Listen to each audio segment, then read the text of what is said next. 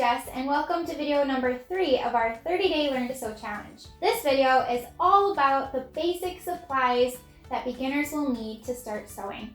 Plus, I'll share some bonus information and some of my favorite go-to supplies to make project construction a whole lot easier. Of course, you'll need a sewing machine, which I'll talk more about tomorrow in detail with a complete overview and some recommendations. But aside from the sewing machine, beginners will need some basic supplies which can add up quickly, but I've scaled back the list to the bare essentials so that way you just have what you need to get started, and then all the other notions can be purchased for specific projects that you decide to make. Some things you'll need include a pincushion, pins, sewing clips, fabric scissors because normal scissors aren't sharp enough for fabric.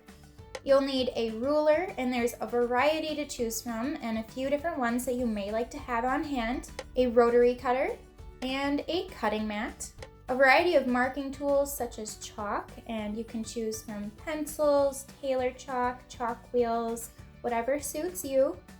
Water-soluble pens and markers are great to have on hand, and also a variety of colors and thicknesses of air erasable markers are helpful. You'll need some quality thread, which I recommend polyester since it's very durable, and it's a great thread to have on hand for all types of projects. You'll need some extra bobbins for your machine so you can wind bobbin thread to match your upper thread, and you'll also need a seam ripper.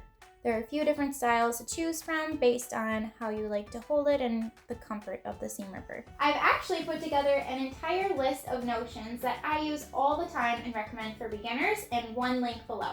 So go grab that and all the supplies you need and you're good to go. If you have further questions about notions, add them in the comments below and we will answer those, and perhaps I'll even create some more videos. Also, don't forget to subscribe to our YouTube channel so you don't miss out on all the goodness ahead. We'll see you soon. Bye.